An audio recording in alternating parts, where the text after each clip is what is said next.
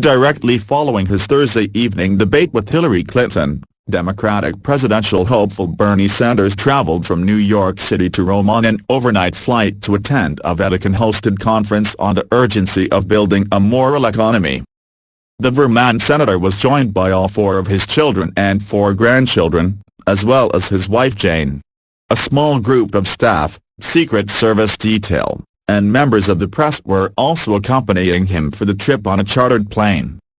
Sanders is expected to land midday on Friday and address the conference around 4 p.m. local time. Other speakers for the conference include former Ecuadorean President Rafael Correa and climate change activist and Professor Jeffrey Sachs. 10 times Bernie Sanders and Pope Francis sounded alike. Analysis: healing will have to wait, as Democratic debate turns personal. Democratic debate: Clinton and Sanders spar over Wall Street speech transcripts. Democratic debate: Clinton hits Sanders for gun control voting record.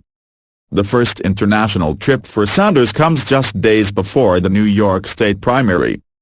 Sanders' senior strategist Tad Devine said even if the senator came up short in New York, he would not regret the senator's decision to take the trip.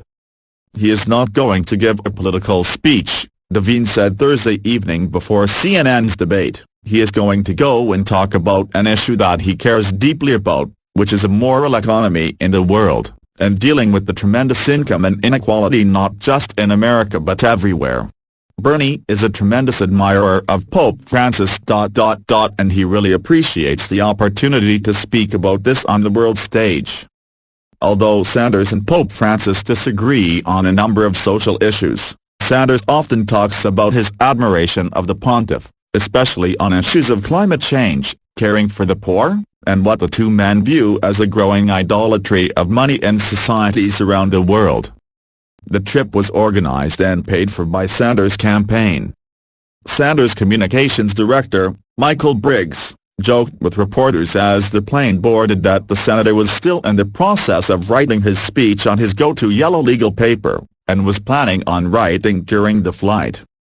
All in all, the group will spend fewer than 22 hours on the ground in Rome, and will be departing Saturday for a weekend of campaign events back in New York City.